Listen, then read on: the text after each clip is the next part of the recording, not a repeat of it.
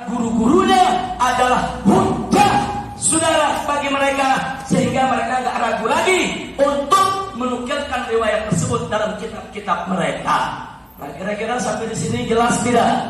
Apalagi yang tadi disebutkan oleh Habib Hamid Al-Kaf, yaitu Al-Imam Al-Ajhuri. Al-Imam Al-Ajhuri itu, saudara, itu imam yang kalau di kalangan ulama muhaditsin, saudara, di zaman beliau disebut hujjah. Kalau disebut hujjah artinya apa? Thiqah. Artinya betul-betul bisa dipercaya, saudara. Jadi kalau beliau meriwayatkan hadis yang mungkin beliau persingkat tidak lengkap, ulama percaya ini nggak bakal bohong, masih bisa diselidiki, akan didapat itu sanadnya.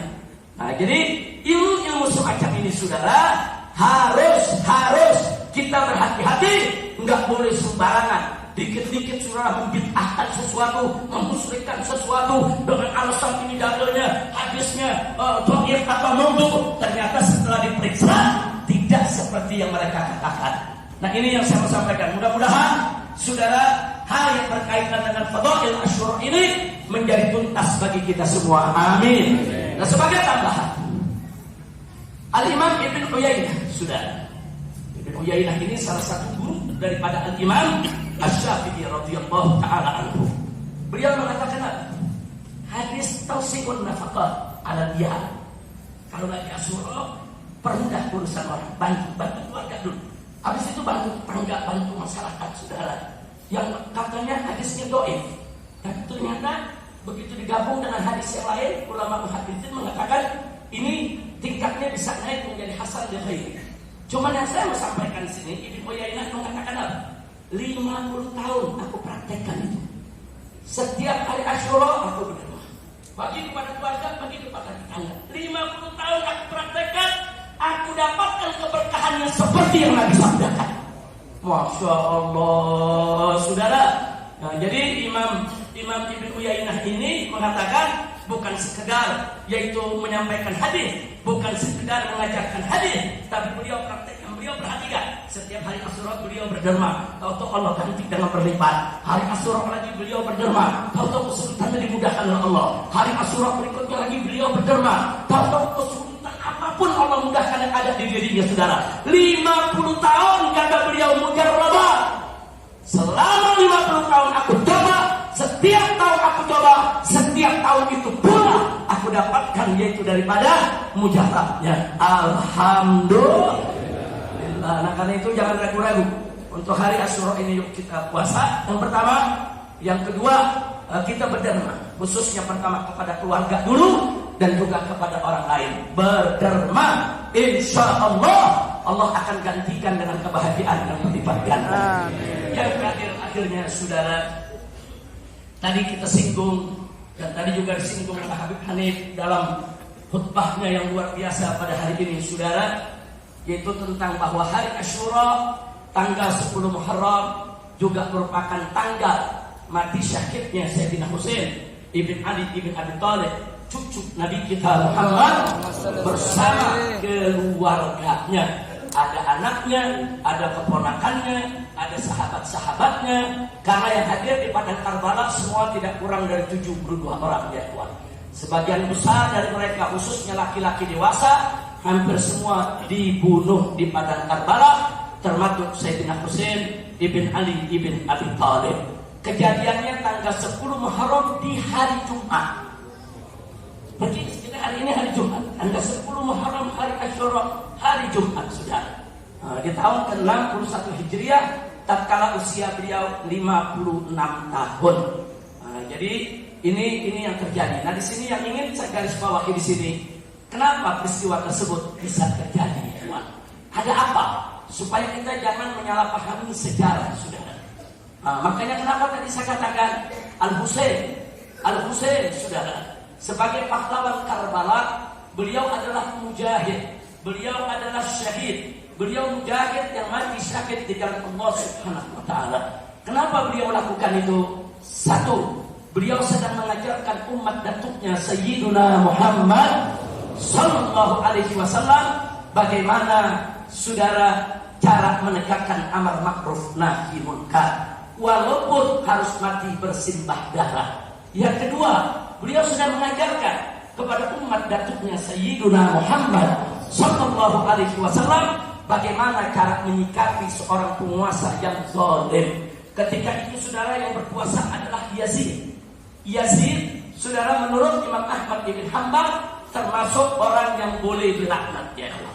Walaupun ada sebagian ulama melarang melaknat, tapi Imam Ahmad yang dikenal saudara orang yang lembut, santun, enggak gampang untuk melaknat orang. Tapi untuk Yazid, Imam Ahmad termasuk yang melaknatnya, ya Allah. Kenapa? Ya, Yazid sebagai penguasa yang zalim. Dia paksa Sayyidina Husain untuk memberikan baiat, untuk mengakui kepemimpinannya, untuk ikut dalam kepemimpinannya. Enggak, Sayyidina Husain tidak jual dukungan, saudara. Kalau Sayyidina Husain mau dunia, kalau Sayyidina Husain mau tanah, mau rumah, saat itu Yazid siap untuk memberikannya.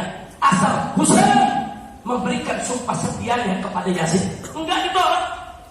Sayyidina Husain tidak pernah mau memberikan baiat kepada orang yang tidak berhak untuk menjadi pemimpin, saudara.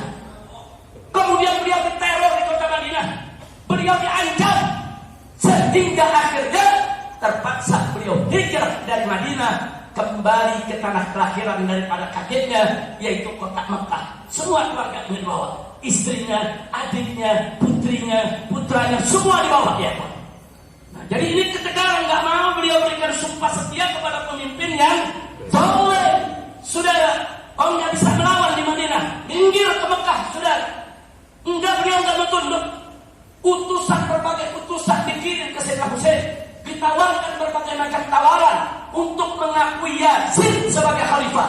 Husain menolak, saudara, terang-terangan, dan Sayyidina Husain radhiyallahu anhu tidak pernah mau memberikan baiatnya.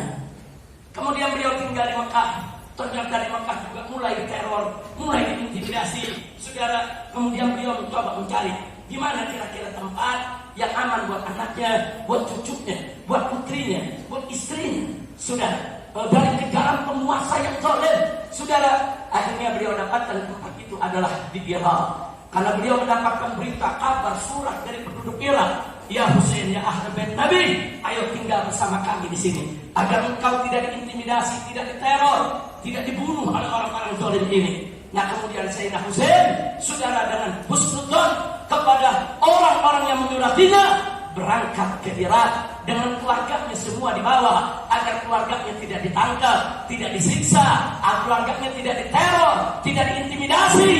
Jadi beliau sebagai kepala rumah tangga, beliau tunjukkan tanggung jawab. Selain berdakwah menyelamatkan umat, beliau juga harus berjuang menyelamatkan keluarga, saudara. Tapi siapa yang sangka sebelum masuk, saudara, ke ibu kota daripada Irak ketika itu, beliau dikepung oleh ribuan tentara yang dikirim, saudara, oleh Yazid melalui Ibnu Ziyad. Ribuan tentara mengepung mereka semua dikirim ke padang Karbala, saudara. Dan akhirnya di padang Karbala, Sayyidina Husain menawarkan, mereka masih terus merayu Husain. Sayyidina Husain mengatakan, baik, ini Sayyidina Husain pasukan dengan keluarga cuma 72 orang, yang ngepung ribuan orang, saudara. Beliau tawarkan, kata beliau, satu, biarkan aku bertemu dengan Yazid. Dan Sayyidina Husain akan terangkan kenapa sikapnya seperti itu, saudara. Atau yang kedua, kalau kalian tidak izinkan aku bertemu dengan Yazid, biarkan kami kembali ke Mekah. Atau yang ketiga, kalau beliau tidak izinkan kami kembali ke Mekah, kirim kami ke perbatasan untuk menjaga negeri Islam dari serangan negara kafir. Biar kami yang jaga perbatasan dengan keluarga, di perbatasan akan kami jaga, sehingga tidak ada negara-negara kafir yang berani bisa menembus penjagaan kami untuk menyerang negeri Islam. Tiga usulan ditolak, saudara. Nggak ada. Ibnu Ziyad mengatakan hari ini tidak ada musyawarah, nggak ada diskusi. Hari ini yang ada adalah Husain harus mati. Pada itu, ya, singkat cerita, pada tanggal 10 Muharram ini, Sayyidina Husain dengan anak-anaknya dan dengan keluarganya dibantai dengan brutal, dengan sadis. Kepala beliau dipenggal, saudara. Ada beberapa anak beliau yang masih kecil, saudara. Keponakan-keponakannya dari Sayyidina Hasan selamat, saudara, tidak dibunuh. Padahal semula mau dibunuh, tapi adik beliau yang bernama Sayyidah Zainab tampil sebagai serikan di Karbala. Semua laki-laki sudah mati, yang dewasa semua sudah dibunuh. Di kemah tinggal ada perempuan dengan anak-anak kecil. saudara. Ada Hasan Tanna, Qasim dan lain sebagainya. Sri Kandi Karbala ini dengan gagah berdiri di pintu tenda saudara, menjaga rangkai mayat dia dulu. Kalau ada pasukan-pasukan yang membantai keluarga Nabi, ingin coba-coba mengganggu perempuan dan mengganggu anak-anak keluarga Nabi dalam tenda saudara. Subhanallah, kita bisa bayangkan hari itu ribuan tentara menyerbu Sayyidina Husain dibunuh, paman-paman perempuan Sayyidah ini saudara, ayahnya saudara, kakaknya dibunuh saudara, kemudian keponakan-keponakannya dibunuh, anak Sayyidina Hasan yang sudah dewasa, anak Sayyidina Husain yang sudah dewasa, semua dibunuh, belum lagi anak Ja'far saudara, semua dibunuh. Masya Allah, tinggal perempuan dewasa sendiri, yang lain menangis ketakutan saudara. Tapi Sayyidah Zainab saudara sudah kering air mata dengan anturan ayat-ayat suci yang fasih saudara. Itu panglima-panglima yang membantai keluarga Nabi diajak berdebat oleh beliau debat saudara. Di saat itu juga dengan kalimat-kalimat yang luar biasa, akhirnya pasukan-pasukan tersebut tidak berani untuk mengganggu anak-anak dan mengganggu perempuan saudara. Subhanallah. Saya tidak mau panjang lebar menceritakan ini saudara. Ya, kalau kita sedih saudara. Ini kalau kita teruskan, maka kita bisa kejujuran saudara. Jadi bukan itu yang diinginkan oleh Husain. Sayyidina Husain bukan pengen kita nangis. Sayyidina Husain bukan pengen kita jadi cengeng, bukan. Sayyidina Husain lagi ngajarin kita. Begini loh cara menegakkan amar ma'ruf nahi munkar. Begini loh cara menghadapi penguasa yang zalim. Jangan sembarangan mendukung. Kalau yang zalim nggak boleh didukung. Itu ajaran Sayyidina Husain, saudara. Kenapa kita mendukung orang zalim, saudara? Jangan. Bahkan Husain mengajarkan kita lawan orang yang zalim, walaupun dia penguasa. Lawan orang yang zalim, walaupun dia punya pasukan begitu banyak. Lawan orang yang zalim, walaupun akhirnya kita harus mati bersimbah darah.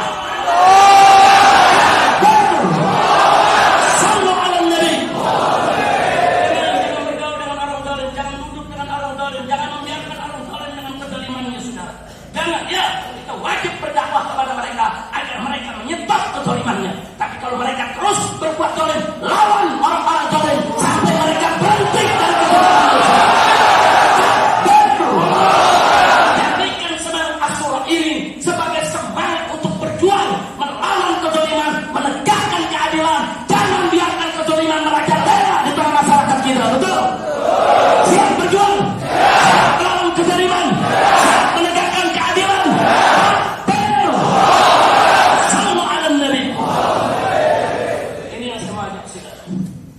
Jadi dalam mengenang Asyura, jangan pakai pedang kalau kain diri, jangan pakai pisau tusuk-tusuk diri, jangan saudara. Bangkitkan semangat juang kita, yuk sama-sama kita bunuh habis semua orang zalim saudara. Kira-kira siap tidak? Siap tidak? Jangan takut melawan orang zalim saudara. Jangan, kalau bukan anda yang melawan kezaliman, siapa lagi? Nanti kalau orang-orang zalim itu dibiarkan, hari ini kita menjadi korban, hari ini orang lain jadi korban, besok kita jadi korban sudah. Nggak boleh dibiarkan. Saya masih ingat di luar Batang ya sudah. Sebelum saya ke Mekah ada 2 kejadian di luar Batang yang saya ingat. Yang pertama penggusuran kampung akuarium sudah. Kita kaget begitu mendengar kampung akuarium sudah dirubuhkan dan Gubernur Gelok saat itu sudah sesumbar dia menggusur semua penduduk luar Batang. Dia menggusur itu semua penduduk sampai pinggiran masjid samping kanan dan kiri. Akhirnya penduduk luar Batang itu kompak bersatu. Dan saya ingat saat itu saya kirim di sini ada Kiai Haji Tubagus Sidik. Ini Panglima Laskar ketika itu. Terus masih ada Ustadz Iqbal dari Lodan sudah. Ini juga Panglima Laskar waktu itu di wilayah Jakarta Utara. Sudah, saya kirimkan dengan ratusan laskar kemari bikin posko di halaman masjid sini sudah. Kita duduk di situ sampai berbulan-bulan. Untuk apa? Jangan sampai yang lain digusur. Cukup akuarium itu pun kita minta akuarium harus dibangun kembali. Nggak boleh saudara mereka seenaknya datang gusur rakyat diusir, rakyat ditelantarkan, rakyat dimiskinkan. Haram. Maka itu saya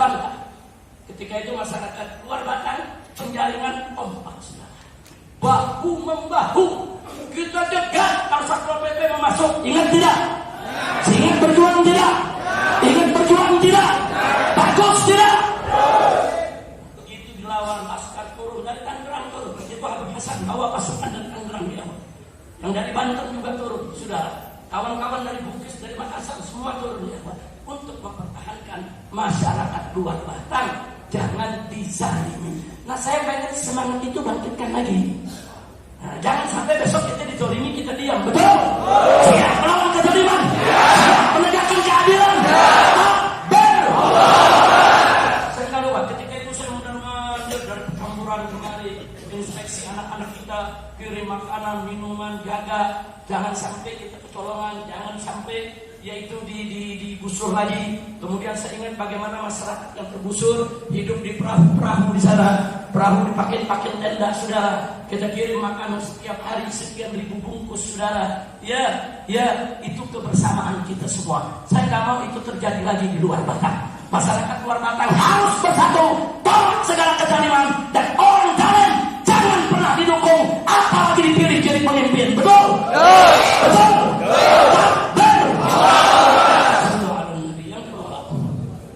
Yang kedua yang saya ingat, saudara, sebelum Pilkada DKI 2017 kita menggelar tablik akbar di luar Batang ini, saudara. Kita menggelar tablik akbar. Di situ saya minta masyarakat di Jakarta Utara, maaf, yang pada putaran pertama Jakarta Utara ini, saudara, si Gelo menang. Saya risau kalau orang Gelo bisa menang di daerah luar Batang, sudah. Makanya kita gelarlah yaitu acara besar-besaran tablik akbar untuk bagaimana si Gelo lengser dan longsor. Alhamdulillah, saudara, puluhan ratusan ribu umat kumpul, bukan hanya dari luar Batang, dari luar Batang, saudara. Kumpul rame-rame kita tablik akbar sampai tengah malam, dan kita akhirnya meminta janji setia kepada seluruh umat yang ada di luar Batang dan Jakarta Utara untuk tidak memilih pemimpin kafir sebagai gubernur DKI. Betul? Alhamdulillah, beberapa waktu kemudian digelar pilkada di Jakarta, saudara. Di sini pemimpin kafir geblok nggak menang, saudara. Alhamdulillah. Karena itu saya bertanya, kalau gitu kebersamaan penting tidak? Kesatuan penting tidak? Mau bersatu lagi? Mau berjuang bersama lagi? Mau metik kemenangan lagi? Mau hantam gulung semua orang-orang yang zalim? Betul. Jangan tinggalkan habaib kiai dan ulama. Setuju? Siap ikut habaib? Siap ikut ulama? Siap ikut kiai?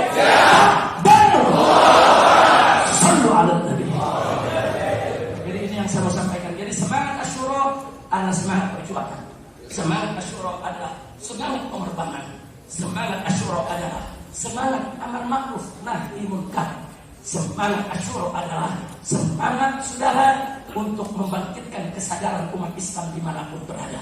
Semangat Asyura adalah semangat di mana kita tunjukkan rasa cinta kita kepada Allah dan Rasulnya dengan siap kita mengorbankan harta benda serta jiwa raga kita. Itulah makna Asyura yang sebenarnya.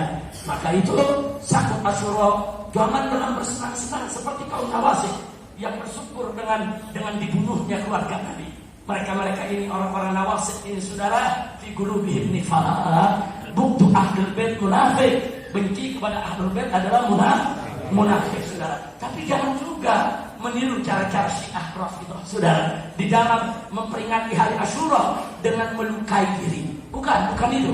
Tapi yuk kita sambut Asyura itu seperti yang kita sambut pada hari ini, dengan puasa, dengan zikir, dengan doa, dengan membaca yaitu qasidah, saudara, dengan ziarah ke makam auliya, saudara. Ini semua perbuatan baik, ini semua perbuatan luar biasa. Dan insya Allah keluar dari sini, pulang ke rumah, kita akan banyak berderma dengan keluarga kita, juga dengan masyarakat yang lain. Insya Allah akan berikan kemudahan dari setiap kesulitan kita.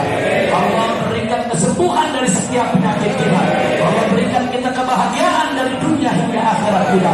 Ala hadhihi niyyah wa likulli niyatin salihah wa ila hadratin nabiyil mustafa sallallahu alaihi wasallam.